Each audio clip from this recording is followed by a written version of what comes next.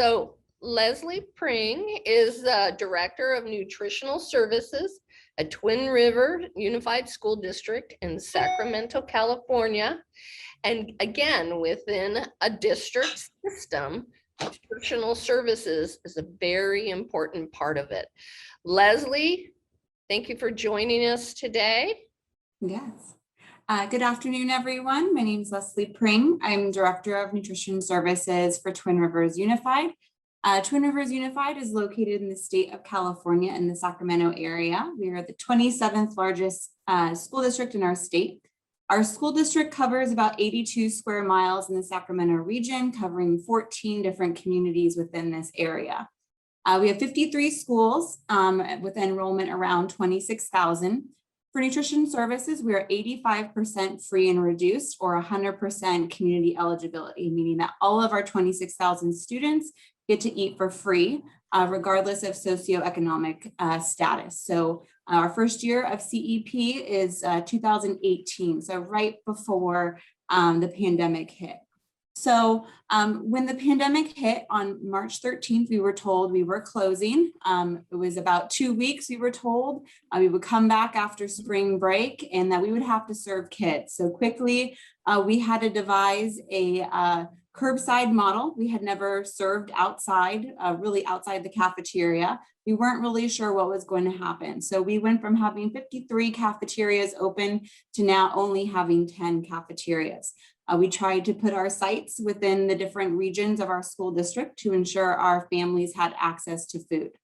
Quickly over time, we realized in the first 2 weeks that this was going to be longer than we thought for the 2 to 3 week shutdown, and that this is going to be probably for the remaining of the school year.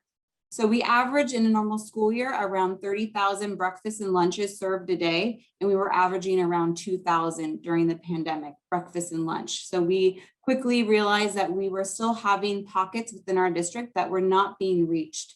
So within the 14 communities that we serve, we have some rural areas of our school district where families may lack the means of getting to a school. It's not safe walking routes, or transportation would be hard to get to a school. And those families normally rely on transportation. So my management team and I, we quickly started thinking about how do we leverage the resources, the partnerships, and the connections within our school district to get to these students and these families, to get them the meals that we are so seeing that we are not getting the access or the participation.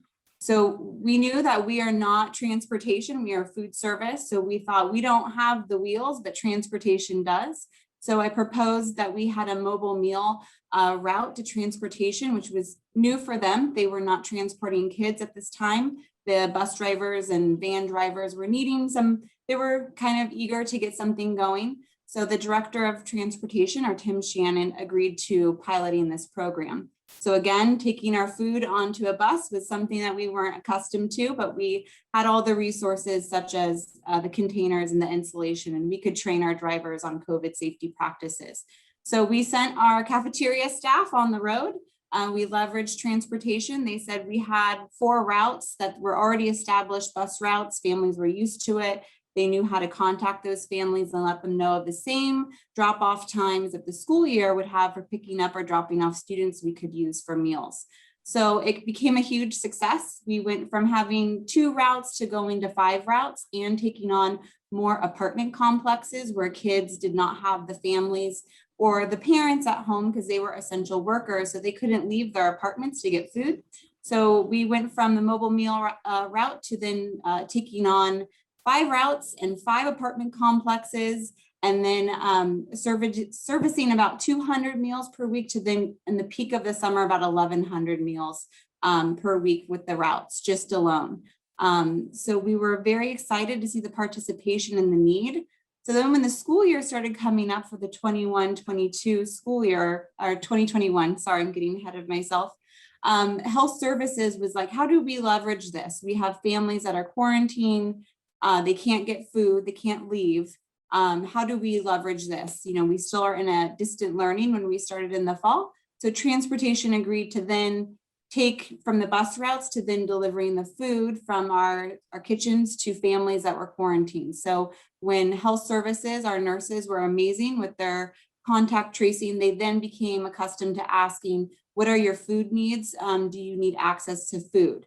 And then they would refer them to me, and then we would set them up with a dispatcher. So all in all, through that time, when we were just used to serving in the cafeteria, we were greatly appreciative of the relationships and the connections within our district to get to the food in areas where health services and transportation also weren't accustomed to delivering food or servicing our families. And so this has been a huge benefit for families, and we're talking about how we can move forward and continue to do this in the future in the means that allows. So really systems thinking allowed us to make those connections and leverage partners and resources during this time of the pandemic. And that's what I wanted to highlight today. Thank you.